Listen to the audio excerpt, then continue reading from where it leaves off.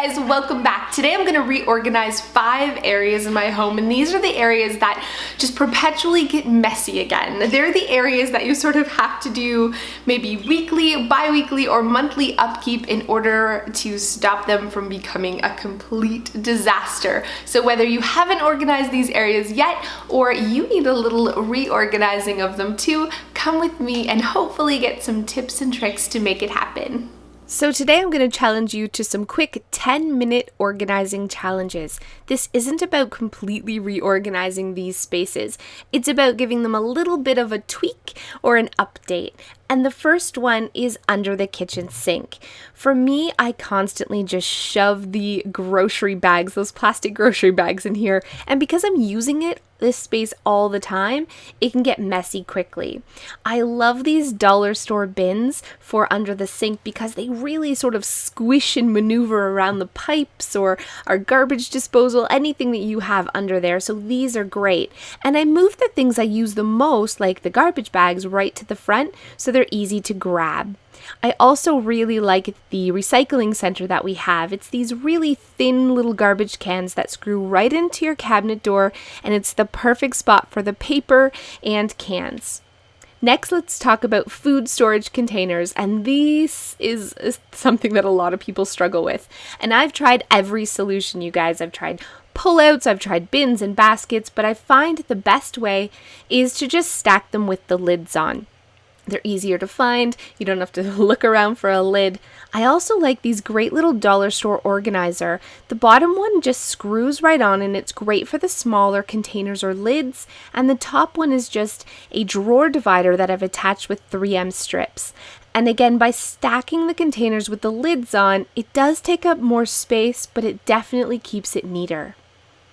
Let's again talk about food, the fridge. Oh, my fridge is bad, but this isn't a challenge to completely reorganize your fridge. It's to give it a little organizing update. So take things out, maybe give a quick wipe, not even taking everything out, just the really messy areas, and put things back in like containers. I really love these clear containers to corral things like juice boxes and applesauces and puddings and all of those things that otherwise are just sort of all over the place. These clear containers really keep it neat, and I love having a shelf just for leftovers. Next, let's talk about picnic stuff. I don't know what else you would call this, but your plastic cutlery and your plates. We use this a lot in the summer on Beau's barbecue nights where we just do not want to do dishes. So it's great to have it ready to take right to the table. This is a little dollar store container, and I have another container that I've loaded up ready to go so we can just grab it, take it right to the table, and have everything we need for those quick nights where we don't want to do dishes.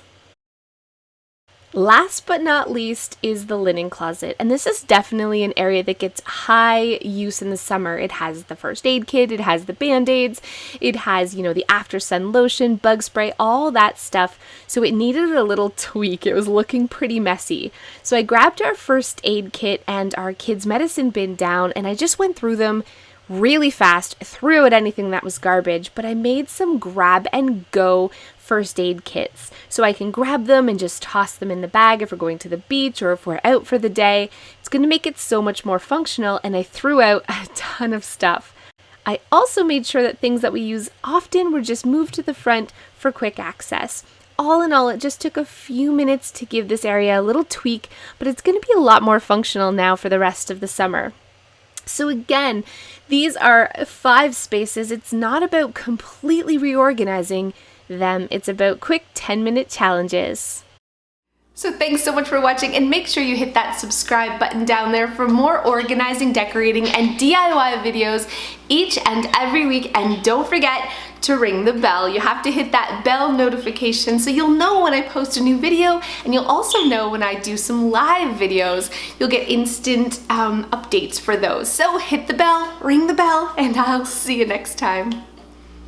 So thanks so much for those of you who have stayed to the end. If you're new to my channel, at the end of each of my videos, I do like a little ranty thing. Most of my videos are organizing, decorating, and DIY, but at the end, I just sort of let my hair down and be a little bit me and share about things with my life. I have had a couple emails lately of people who don't like that part of the video, so I apologize if you don't like it, and my suggestion would be to like stop watching. So before I say thanks for staying to the end, just shut the video off, and then you're happy and I'm happy and everybody's happy. So that's my disclaimer. You can shut it off now. But I wanted to share with you something I learned yesterday about Facebook that had me dying. You guys, it was so mortifying. I was just in a bad mood. Partly because my face looks angry all the time. It's affecting my, like, I feel a little bit more angry. Every time I look in the mirror, I'm like, oh yeah, I'm upset about stuff. And also because I just have a lot on my plate, and the kids are home, and there's always so many kids here, and I have a really tight deadline on the book, and I'm behind, and I'm feeling stressed, and I'm trying to manage like emails and comments and just a lot of stuff going on in my life. So I was in a bad mood and I was trolling. I trolled on Facebook, and I never do that, and that's what I get. It's my own fault. But I was reading an article on Facebook that someone had shared about a mom who had her kids' school bake sale baked brownies and put her breast milk in the brownies. And she had run out of regular milk, she had used her breast milk. She had told some of the moms at the school, they got furious, and she did not understand why. And some people were like horrified, and other people were defending her, and I should have kept my nose out of it.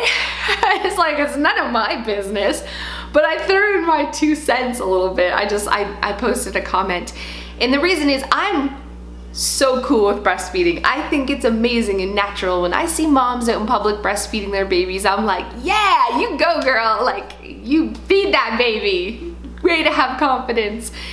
But I don't want to ingest it. I don't want to eat your breast milk, you know? I think it's cool and natural and amazing, and I am 100% like a pro breastfeeder, but I don't want to eat it unknowingly. Even though I know it's better than cow's milk and all that stuff, it's somebody else's bodily fluid, and I don't want it. I don't want to unknowingly have it in my mouth. So I made the analogy because a lot of people were saying like it's better than cow's milk, and I don't see what people are so upset about. I made the analogy that sometimes I have other bodily fluids in my mouth, and that doesn't mean I want to go to a restaurant and have like a glaze on my meat made of said bodily fluids, except I was really blunt on what those bodily fluids were, and I said it's like the same exact thing. That's how I feel. That's why I feel it is. Like, just because that you're cool with that bodily fluid from like someone you love, or like a, you know, whatever, you don't want it like to eat it from a stranger without knowing. I shouldn't have posted that in the first place. And my husband later was like, oh my God, I read your comment. It came up in my news feed. And I was like, what? I made that comment on like an article, a random article I read. Why is it on your news feed? Well, it gets shared to all my friends and family, and like the article gets shared and my comment gets pinned to the top that you can see without even clicking on the article. Oh my God. All my grandmas, all my grandpas, all my relatives, my mom, so many of my friends and family have read this super embarrassing comment that I posted, like a horrible, demented, ridiculous troll. What was I thinking? So I immediately went and deleted it. But it's still on everyone's news feed. Not everyone, but a lot of people's news feed. So this is a warning to you, my friends.